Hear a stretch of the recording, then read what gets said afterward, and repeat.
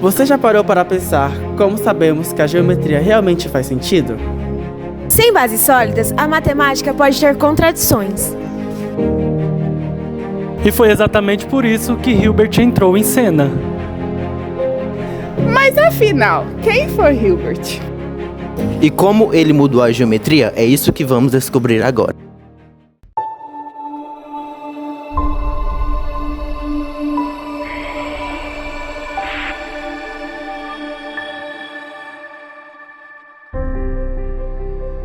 Hilbert foi um estudioso que passou por várias áreas da matemática, física e filosofia. Produziu diversos trabalhos, sendo na geometria euclidiana, teoria algébrica dos números, física matemática, invariantes e a teoria geral da relatividade de Einstein. Uma curiosidade a ser dita é que Hilbert formulou os 23 problemas da matemática e os mostrou no segundo Congresso Internacional de Matemáticos em Paris. Entre suas contribuições, devemos destacar o livro Fundamentos da Geometria. Os Elementos de Euclides foi um livro no qual se agrupou todos os conhecimentos até então tidos sobre geometria.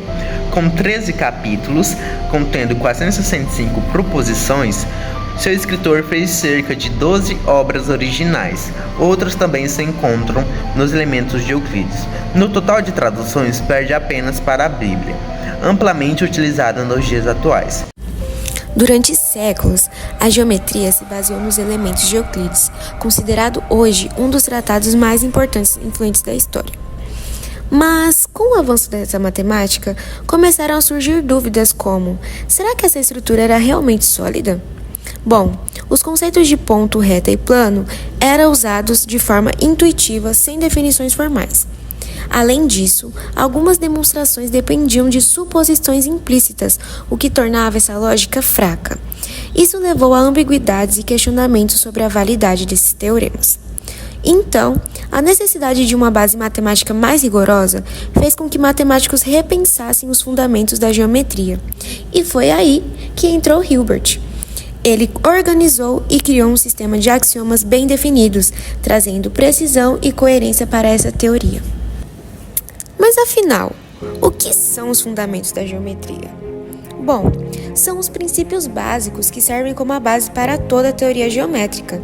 A ideia é muito simples, é construir um sistema lógico sólido onde cada teorema possa ser provado sem ambiguidades.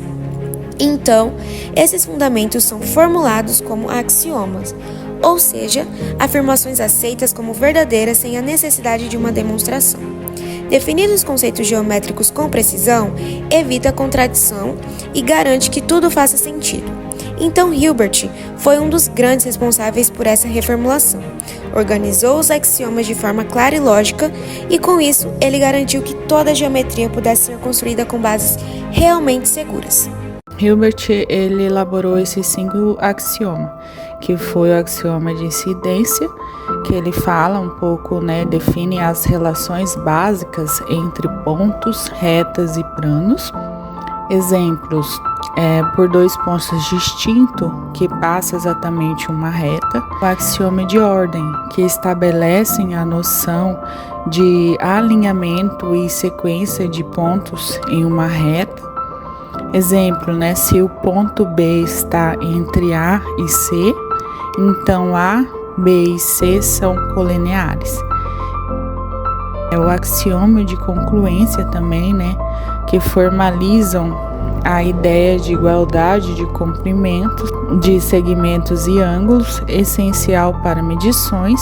O axioma das paralelas são equivalente ao postulado das paralelas de Euclides, garante a unidade das retas paralelas, e axioma de continuidade, que garantem que a geometria não tenha lacunas e que seja completas, incluindo o axioma de Arquimedes. A nossa demonstração está entre os 5 grupos de axiomas demonstrados por Hilbert, em especial o terceiro grupo que fala sobre as congruências. A palavra congruência, ela significa igual nos termos de comprimento, mas não necessariamente a gente vai falar sobre as congruências, pois o nosso teorema está entre as consequências dos axiomas da congruência. Quando eu falo de consequência dos axiomas da congruência, eu estou falando de propriedades e resultados que podem ser deduzidos através de axiomas. Esses princípios ajudam a provar outras afirmações e entender a relação entre as figuras geométricas, sendo úteis na resolução de problemas. O nosso Teorema 11 diz o seguinte: num triângulo cujos lados congruentes, os seus ângulos opostos a esses lados também são congruentes entre si. Mas, em especificidade, esse teorema ele quer nos falar que um triângulo isósceles tende a ter dois ângulos congruentes entre si e os lados opostos a esses ângulos também são congruentes. E para essa demonstração, eu irei chamar o meu amigo Gustavo Martins para mostrar para vocês. Então, pessoal, vamos lá demonstrar o Teorema 11, que diz: num triângulo com dois lados congruentes, os ângulos opostos a esses lados são congruentes, ou abreviadamente, num triângulo isósceles, os ângulos da base são iguais. Como eu faço para provar que esse teorema é verdade? Porque, de fato, esse teorema é verdade.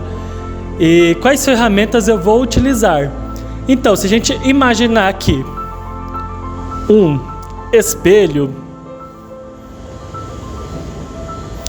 onde eu vou desenhar esse triângulo refletido, ou seja, se eu vou desenhar um triângulo aqui, é como se fosse o mesmo triângulo, porém refletido. Então, aqui continua sendo o ponto A. Onde era o ponto B, se torna o ponto C. E onde era o ponto C, se torna o ponto B. O que queremos demonstrar nesse teorema? Que os ângulos da base são iguais. A gente já tem a informação que esses dois lados são iguais. Então, observando esses dois triângulos, pelo caso lado, de congruência de triângulos, esses triângulos são congruentes. Por que lado? A gente não tem que AB é igual a AB e AC não é igual a AC e CB é igual a CB. É o mesmo triângulo. Então, esses triângulos são congruentes.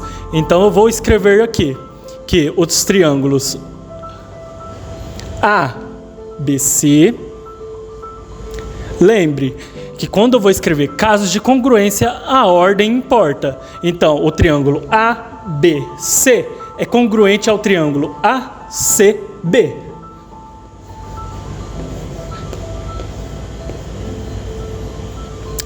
Agora perceba, se a gente tem que as relações que AC é igual a AB, e a gente tem que AC é igual a AB, a gente tem também que BC é igual a CB.